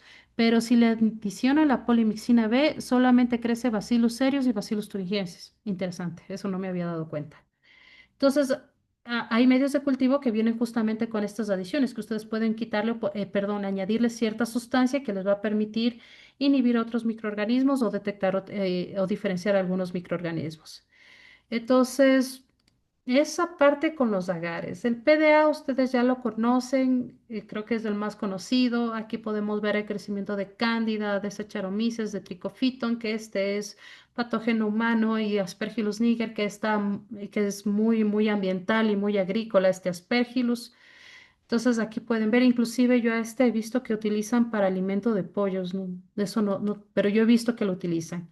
El rosa de Bengala, que ustedes ya lo conocen, lo bueno de este es que justamente les crece así y ustedes pueden aislar de ahí más fácilmente los hongos. Eh, ¿Cómo se hace el estudio de hongos? Vamos a pasar. Ya terminamos con bacterias. No sé si haya preguntas sobre el tema de bacterias, para ya pasar ahorita netamente a hongos. ¿No hay preguntas sobre bacterias? Por favor, si tienen alguna pregunta, después se le ocurre algo, me mandan por email, ¿sí? Entonces, ahora el estudio de hongos filamentosos, esta es otra historia, pues esto es básicamente basado en microscopía y en macroscopía, ya no es como bacterias que les toca hacer esas pruebas bioquímicas que lo que ven en microscopía si es bacilo, si es coco o alguna cosa así, después les toca hacer las pruebas bioquímicas, no. En cambio, en el estudio de hongos tienen que aprender a reconocer estructuras. Entonces, generalmente aquí, por ejemplo, está como que yo les mostraba la semana pasada cómo aislar una colonia de hongos. Entonces, apenas se pincha un poquito y se aísla en la nueva caja Petri, ¿no? Una en el centro o pueden hacer con cuatro más alrededor. Y así se aísla el tema de los hongos. Una vez que ya empieza a crecer el hongo, ustedes pueden identificarlo acá, pero a veces está mezclado con otras estructuras y es más difícil. Si ustedes ya lo aíslan acá al hongo, que lo quieren estudiar, ya lo tienen aislado, es mucho más fácil poder determinar qué hongo es. Lo que sí es que tienen que esperar a que forme estructuras, perdón, estructuras de para poder identificar, porque si un hongo solo tiene hifas, no tiene ninguna estructura sexual, no van a poder identificar. Esta es la tinción de azul del lactofeno. Yo creo que les voy a pasar esta, o sea, no la vamos a ver porque esta sí la tienen cargada en el aula virtual. Eh,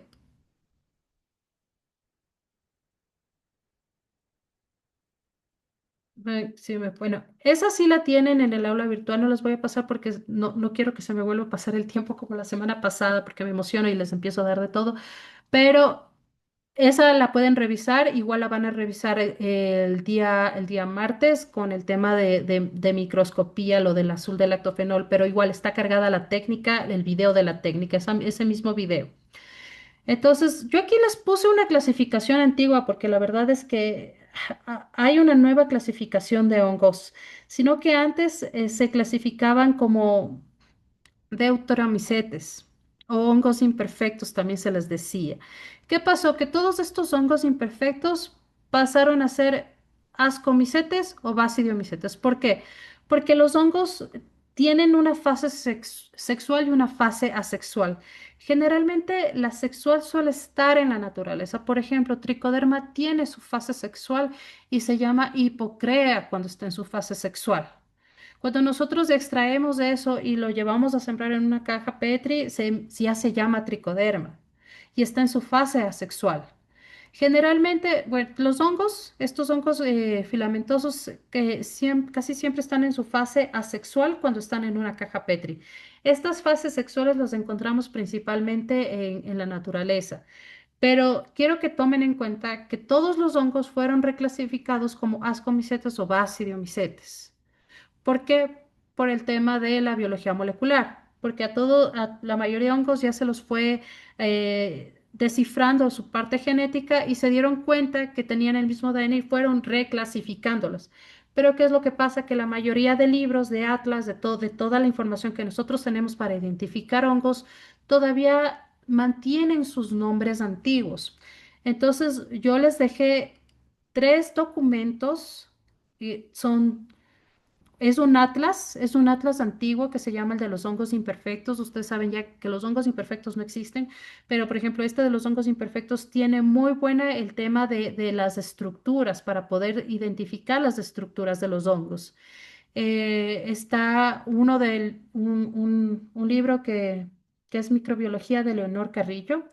Ella tiene muy bien explicada cada una de la estructura de los hongos, cómo se ven, por qué son así, todo eso. Yo les recomiendo que lo lean.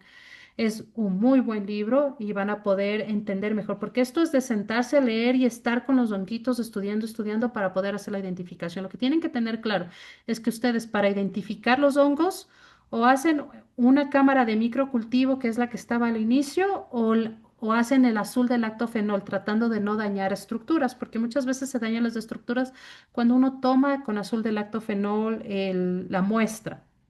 Ustedes tienen que tratar de obtener muestras así. Por ejemplo, este se llama Cremonium aquí, pero ya no existe. Este se llama Cephalosporium. Entonces, por ejemplo, Cephalosporium, ustedes tienen que sacarlo con esta estructura. El Penicillium, cuando está muy crecido, por ejemplo, se ven solo conidias y no pueden ver estas estructuras. Ustedes van a decir, no se ve nada aquí, no puedo identificar así. Entonces, ustedes siempre tienen que tratar de preservar el conidióforo, las fiálides, lo más que puedan, tienen que tratar de preservar para poder observar algo. Botritis, por ejemplo, botritis se rompe muy fácilmente y poder ver una estructura conservada así es casi imposible, es un hongo muy grande y es difícil poder encontrar estructuras preservadas. Oidium es un hongo que solamente crece en forma in vivo. Entonces, por esa razón es que por ejemplo, se hace en fitopatología, se hacen cámaras húmedas. Entonces, en fitopatología, por ejemplo, se buscan donde están los síntomas del hongo y se desinfecta, luego se siembran en las cajas Petri y se espera el crecimiento y se puede identificar al hongo. Pero hay veces, pero al mismo tiempo siempre se recomienda realizar una cámara húmeda, es decir, poner en una caja Petri con papel en la parte de abajo, una plaquita arriba, se coloca agua esterilizada, todo tiene que estar esterilizado, ustedes colocan una de estas manchitas foliares recortadas y la dejan incubar por varios días y entonces ahí pueden ver hongos que solamente crecen in vivo, lo que les va a permitir detectar esa clase de hongos que no crecen en agar. Entonces, vamos a hablar ahora sobre el tema de las trampas. Entonces, yo les había comentado que lo ideal de las trampas es que obtengan los microorganismos que ustedes están buscando, ¿no? Por ejemplo, este está hecha en una, ¿cómo se llama? En una tarrina.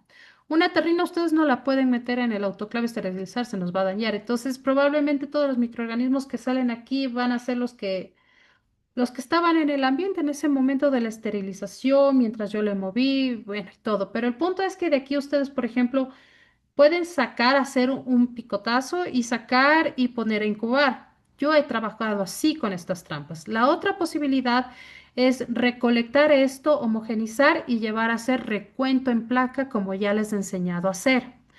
Ahora, vamos a ver estos videos de acá. Entonces, por ejemplo, aquí hice un ensayo donde el primer video es un ensayo en el que ustedes pueden ver que justamente coloqué un poco de kikuyo y todo fue esterilizado y vean cómo me empiezan a crecer los hongos en la parte de abajo. Lo hice para ver justamente ese crecimiento.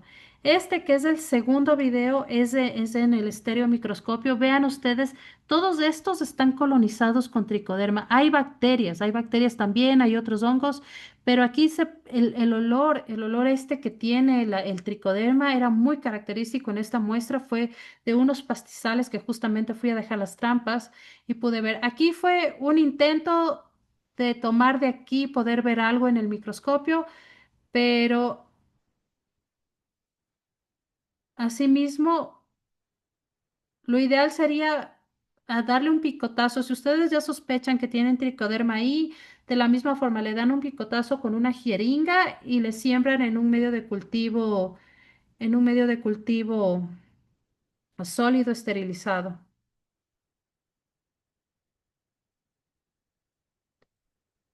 En el aula virtual ustedes tienen igual estos videos de cómo irás trabajando esto.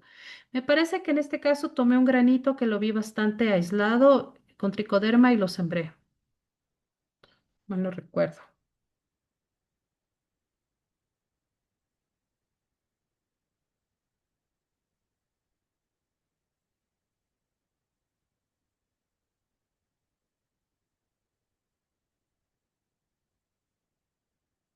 El problema es que estaba muy caliente el agar.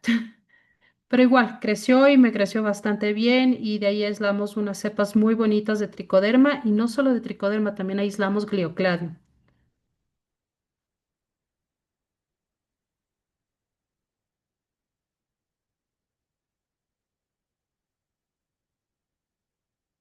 Ahora, yo puedo tomar estas trampas también y ponerlas en agua como el asa, pero yo he hecho análisis de esas trampas que hacen así, de que supuestamente recogen cositas del campo y luego o cogen estas muestras de trampas así, le meten en un tanque en anaerobiosis y le mezclan melaza con leche y no sé qué otras cosas más.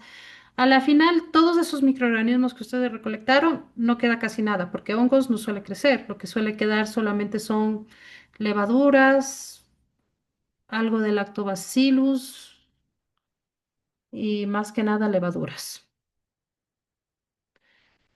Entonces, miren, en este caso, vean, la otra forma es solamente haciendo un piquetito en la zona de donde ustedes quieren aislar. Y esta es una buena forma de aislar microorganismos. ¿Vieron? Ahí hubieron tres formas de aislamiento diferentes utilizando las mismas trampas.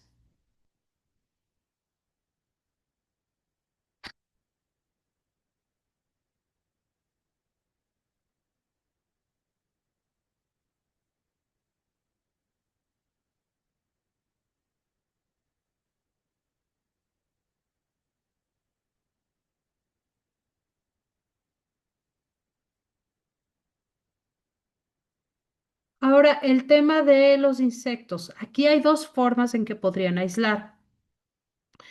Cuando yo he trabajado así, con el insecto colonizado y esterilizado directamente con el asa. Le hago un piquetito así como vieron con la otra muestra y he sembrado y me ha crecido bien. Pero también ha habido veces en que no me ha crecido bien porque a veces saben haber otros microorganismos oportunistas como un penicillium ahí metido. Después siembro y aquí me crece contaminado y se me perdió la cepa. Entonces, hay bibliografías que te recomiendan esterilizar, como se hace en fitopatología. Entonces, te recomiendan asimismo usar esterilización de 3 a 5 minutos con hipoclorito de sodio al 0,1% y de ahí sí sembrar y obtienes la colonia completamente pura. Yo he hecho de las dos formas y sí, con esta no falla. La primera, la que es esterilizando, y a veces uno por pereza hace directamente, pero sí, sí salen, sí pueden salir microorganismos acompañantes. Me parece que alguien me mandó un mensaje.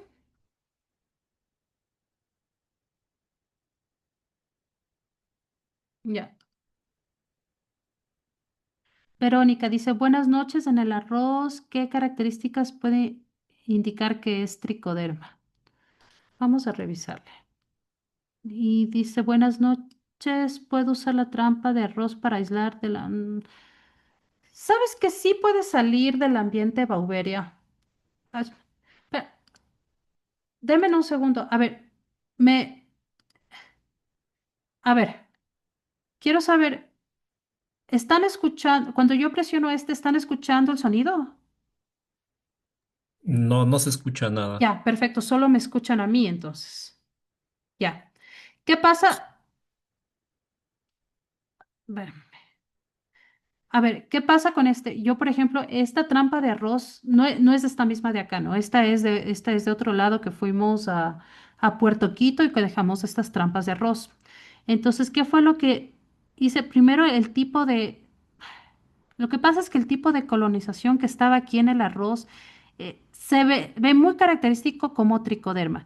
El olor era correspondiente a tricoderma. Entonces, yo tenía curiosidad y tomé una pequeña muestra y yo personalmente le hice esto.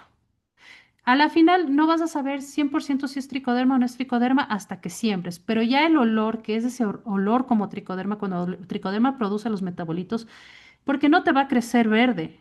No, eso porque yo he visto muchas veces que dicen el tricoderma te crece verde cuando lo sacas del suelo. Eso es mentira. Todas las veces que yo he aislado tricoderma de arroz, yo no sé si alguien haya tenido una experiencia diferente aislando tricoderma de arroz, siempre la colonización se hace de este color blanquecino como el que tú ves aquí en este arrocito de aquí. Bueno, yo le hice una pequeña extinción del lactofenol se me ha quedado ahí, pero ves que está le cogí un poquito de arrocito, le puse en el azul del lactofenol para verle al microscopio y justamente se vieron ahí unas pequeñas estructuras de tricoderma, se pudieron observar, entonces ahí yo ya tomé la decisión de aislar completamente justamente de la siguiente forma como está aquí, que esta, ay, perdón, que esta fue mi mejor trampa, por decirlo así. Esta fue la trampa que mejor salió, porque de las 20 trampas que uno a veces deja, 10 se inundan, 5 se hacen una desgracia y solo te quedan 3 o 2 que valen la pena, que te salen bien los hongos. Entonces, esta fue mi mejor trampa y de esta justamente hice los aislamientos. No sé si mi respuesta te ayudó, Verónica.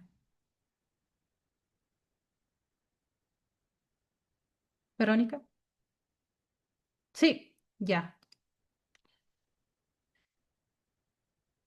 Para el tema de Bauberia, Samantha, yo te voy a ser sincera. Yo, para aislar Bauberia, la mejor técnica que he utilizado es ir a buscar los insectos. Esa ha sido la mejor. Lo que pasa es que hay veces tú tienes que ubicar zonas donde tiende a haber esto de forma natural y la época del año, que generalmente que es cuando hay más lluvias y cerca de las zonas de los ríos. Tú puedes salir a hacer caminatas en zonas que no estén tan intervenidas por el hombre, que eso es muy importante, que sean zonas que no haya hosterías o cosas así. En Ecuador tenemos un montón de zonas que uno puede salir a hacer caminatas en ciertas épocas del año, por ejemplo, enero, febrero, las épocas de lluvia, ¿no? Tú vas a hacer caminatas y te sientas a buscar. A veces es fácil, otras veces es más difícil. Yo, la mayoría de veces que he aislado entomopatógenos ha sido porque realmente me he ido a buscar, pero de varias veces, unas sí encuentro, otras no encuentro, no siempre es fácil, tienes que justo llegar el momento y la hora indicada cuando salen todos los entomopatógenos al ataque, ciertas temporadas del año en ciertos sectores, pero cercanos a los ríos, que tienen sectores que tengan humedad relativa bastante alta. Y yo te recomiendo que hagas eso o poniendo trampas. Por ejemplo, si tú estás en un cultivo, no, pero ahí sería que estás con trampas estás obteniendo el mismo microorganismo que ya aplicaste, lo cual no se te serviría de mucho si quieres aislar un microorganismo virgen. Lo mejor es salir a buscar los mismos microorganismos. Ahora, sí puedes tener la suerte que en una muestra de suelo te salga un entomopatógeno, porque sí me ha pasado. De, de muchas muestras de suelo que hemos analizado en el laboratorio, sí hemos tenido muestras de abonos o de suelos que salen entomopatógenos. Y cuando salen, nosotros siempre les avisamos al cliente y les preguntamos si quieren reaislar. Nos ha salido metarricio, nos ha salido Boveria baciana, sí sale. Nos ha salido Paesaelomyces, también sale. Pero es después de analizar un montón de muestras de suelo. Ahí es cuestión de suerte. Con esos hongos a veces es difícil. Sí, yo utilizo principalmente PDA. Puedes usar otros, pero el PDA es el que más se utiliza para esto. No hay uno en específico para decir aquí en este, aunque me parece haber escuchado alguna vez que que están desarrollando medios para tratar de que, de potenciar el crecimiento de entomopatógenos, pero todavía yo no he visto nada en el mercado. Alguna vez escuché un rum por ahí, no te podría ahorita dar más información sobre eso, pero como esto es una competencia, todo el tiempo está desarrollando alguien algo, entonces podría ser. Y ves ese medio de Bacillus, es algo que no existía antes y ahora ya hay. Pero sí, yo utilizo solamente PDA para trabajar todo esto. Y por último, este ustedes tienen igual. Voy a concluir con este, cómo se hace un banco de cepas. Y sí, este sí me gustaría que lo escuchen, pero no sé cómo hacer que lo escuchen. ¿Saben qué? Ya sé, tal vez sí, voy a quitar los audífonos, tal vez ahí sí.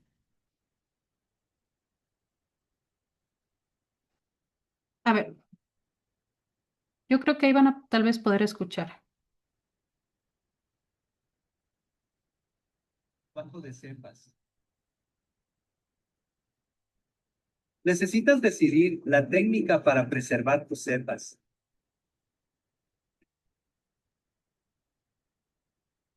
Te recomiendo uno, liofilizado o dos, usar un crioprotector.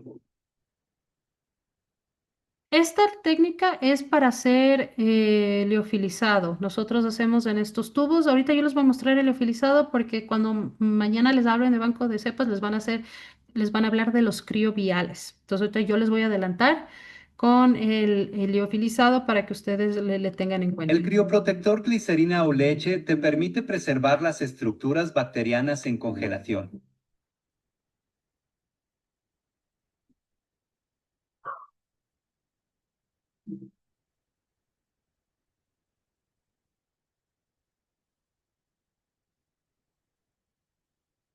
Acuérdense en que es leche descremada, por favor, es súper importante. Por añadir la leche descremada al caldo, se debe homogeneizar la cepa en el caldo de preservación lo más concentrado posible.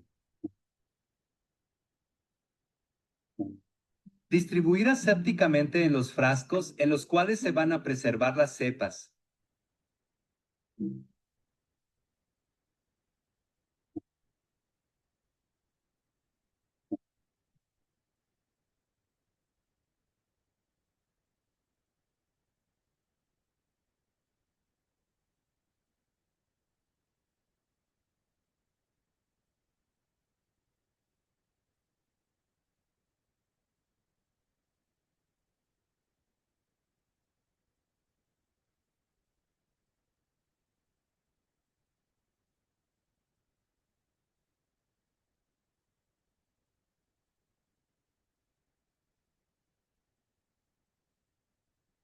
Después de dispensar las aligotas en los frascos que se van a preservar, se puede llevar a liofilización o congelación hasta por 2 años que empiezan a perder viabilidad.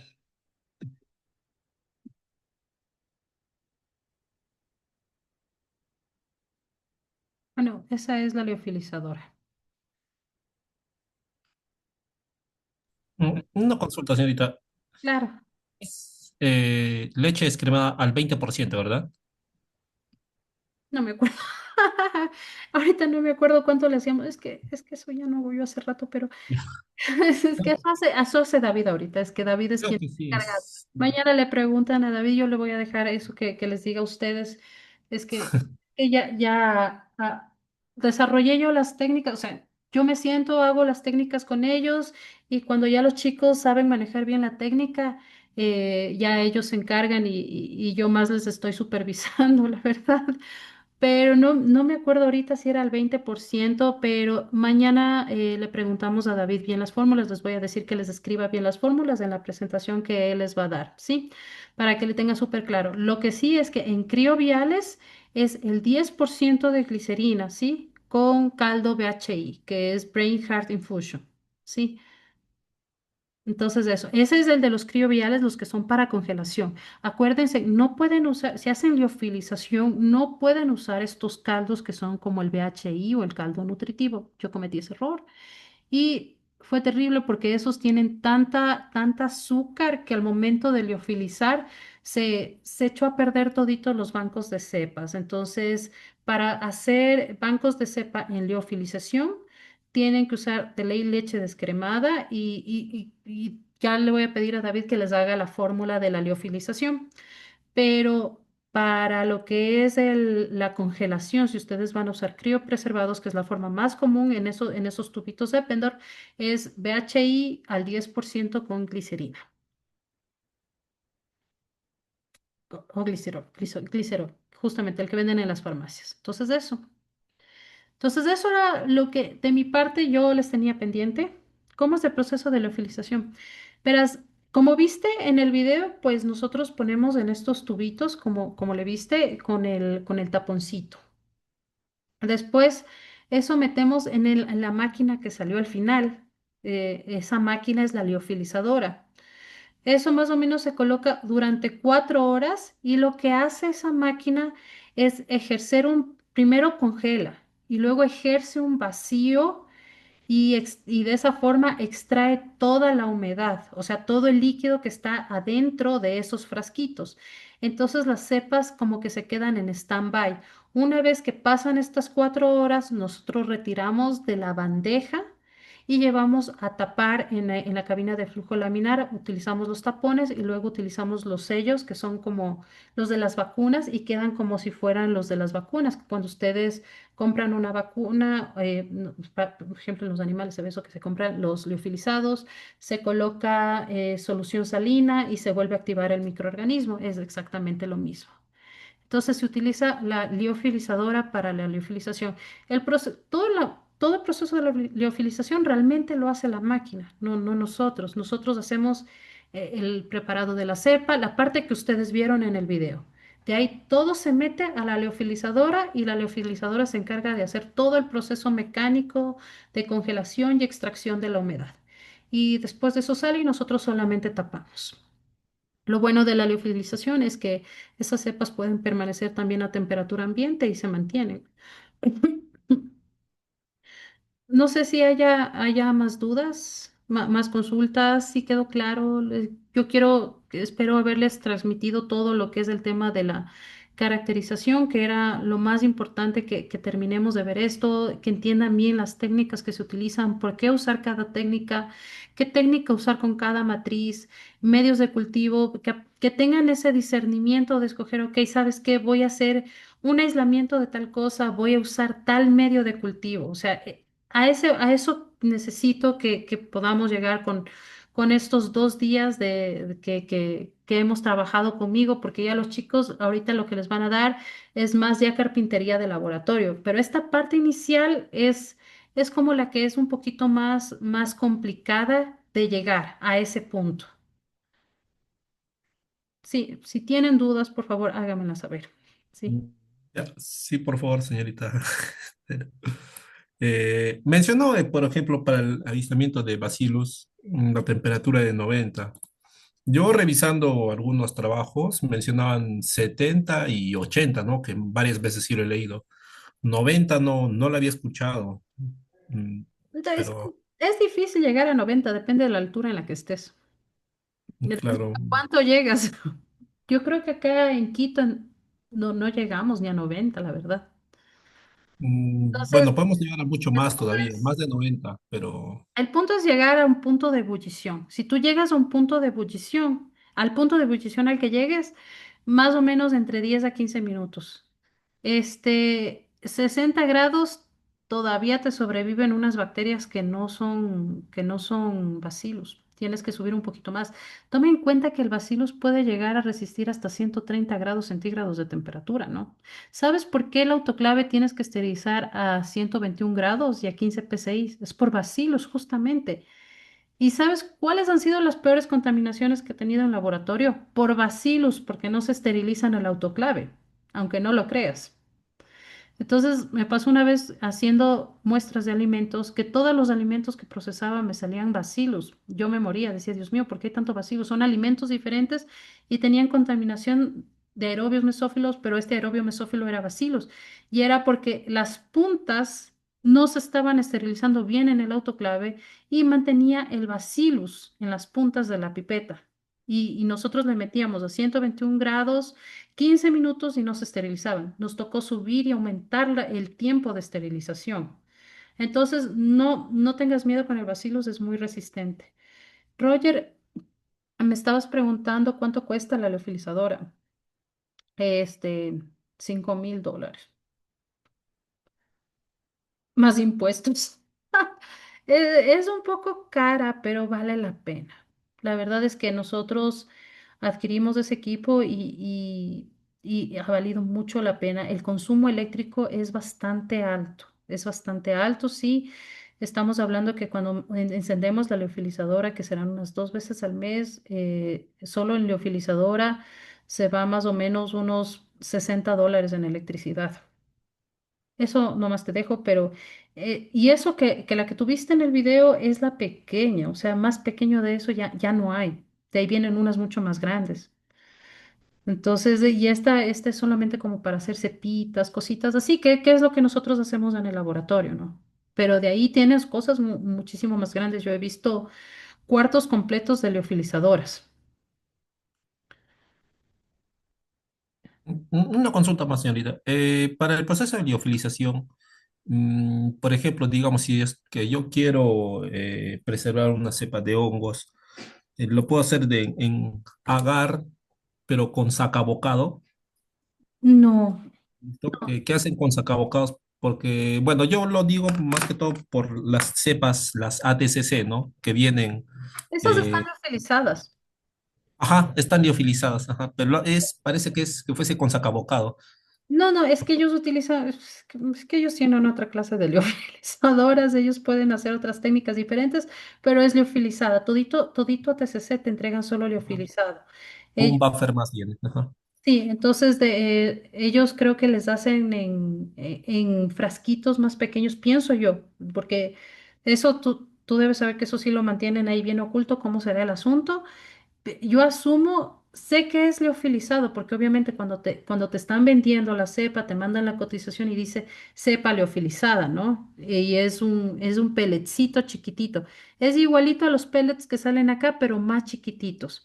Yo decirte que sacarte de ahí y ponerte el pellet en algo más, no lo haría porque me daría miedo que se contamine. Ya está sellado ahí en su frasquito, yo no lo abro más, pero ellos deben tener otra clase de equipamiento para poder entregarte en esa como inyección, porque ellos te entregan el más barato, que es el Quick Stick, te entregan como una jeringa en la que tú aplastas el líquido, cae el líquido al fondo y de la cepa liofilizada y ahí es donde se activa la cepa liofilizada.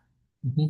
Sí, Entonces, justamente con un hisopo más bien, para hacer el estriado, la siembra. Ajá. y esa es la forma más barata, porque de ahí hay Ajá. otras que son mucho más caras.